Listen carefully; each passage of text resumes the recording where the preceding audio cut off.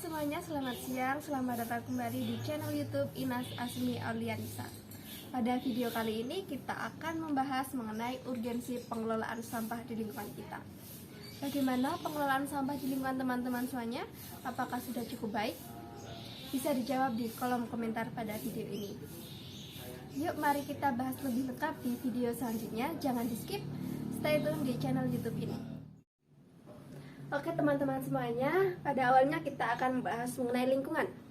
Sebenarnya apa itu lingkungan? Teman-teman bisa berpendapat di kolom komentar di bawah ini. Pada di sini pun saya sedang berada di lingkungan yang nyaman, hijau, dan asri. Lingkungan adalah hal yang mutlak kita temui di dunia ini. Untuk menjaga dan merawat lingkungan, kita perlu bekerja sama dengan masyarakat setempat supaya membersihkan dan merawat lingkungan dengan benar. Pada lingkungan sendiri pun kita seringkali menemui sampah. Sebenarnya, apa itu sampah? Sampah adalah hasil atau sisa dari aktivitas manusia dan aktivitas bumi yang sudah tidak memiliki nilai ekonomis dan nilai estetika. Dalam klasifikasinya pun sampah dibedakan menjadi beberapa jenis. Yang pertama adalah sampah organik. Sampah organik adalah sampah yang bisa terurai, seperti dedaunan kering yang bisa dijadikan pupuk. Kemudian ada yang namanya sampah anorganik. Sampah anorganik adalah sampah yang tidak bisa terurai kembali seperti plastik. Tentu saja dalam setiap harinya kita menemui plastik. Kemudian ada yang namanya sampah logam. Yang terakhir adalah sampah beracun. Sampah beracun ini biasanya dihasilkan oleh rumah sakit atau klinik, atau kegiatan laboratorium dan praktik nuklir.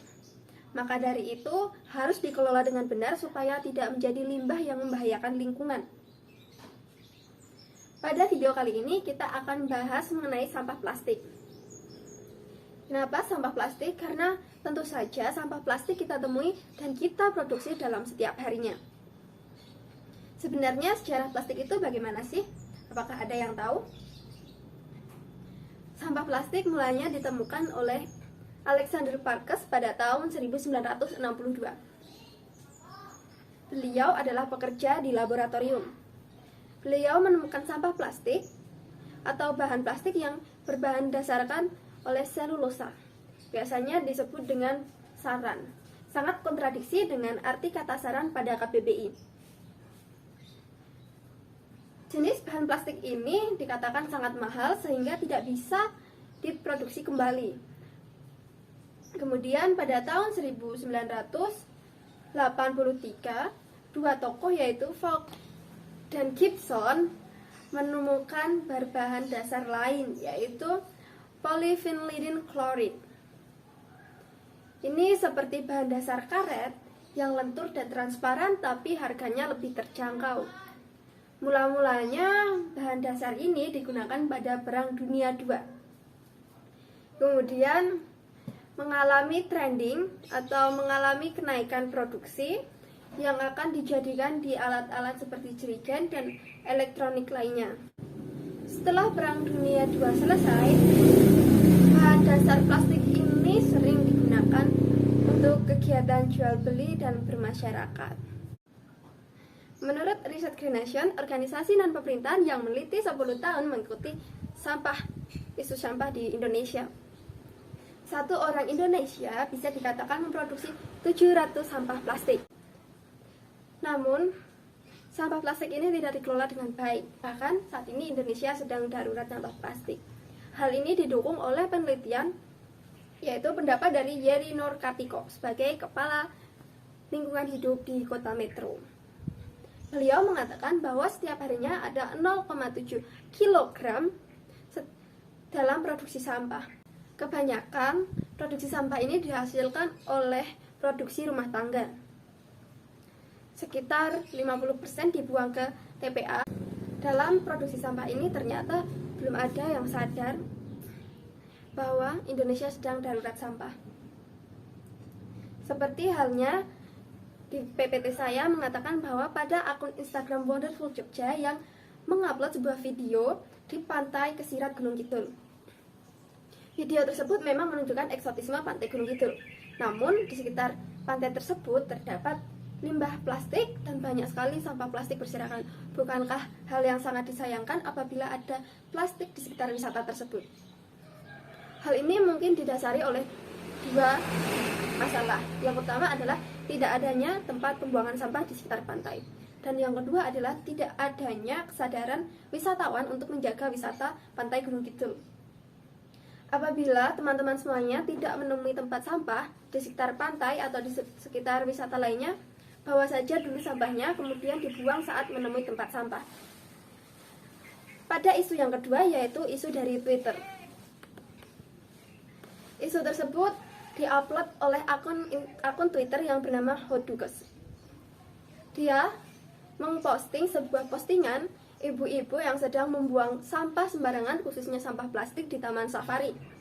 Dan hampir saja sampah plastik tersebut dimakan oleh kuda Nil. Amat sangat disayangkan apabila kuda Nil tersebut sampai memakan plastik yang dibuang ibu tadi. Postingan tersebut mendapat sorotan dari netizen yang cukup banyak. Akhirnya, pihak Taman Safari mengkonfirmasi bahwa ternyata kuda Nil tersebut sudah mengeluarkan sampah plastik dari mulut kuda Nil yang tadi memakan plastik. Untuk mengatasi hal-hal tersebut, sebaiknya kita melakukan upaya mengurangi dan mengelola sampah plastik. Yang pertama adalah dengan adanya bank sampah. Bank sampah ini merupakan kebijakan dari pemerintah supaya mengurangi atau mengelola sampah plastik. Kerja bank sampah ini adalah setiap rumah harus memilah antara plastik organik dan anorganik, kemudian dijadikan satu dan dijual ke pengepul yang nantinya hasilnya akan kembali lagi ke masing-masing rumah. Untuk kegiatan yang kedua adalah dengan reduce, recycle, and reuse. Sebenarnya 3R ini sangat tidak asing bagi kita. Reduce adalah mengurangi sampah plastik. Sudah diutarakan tadi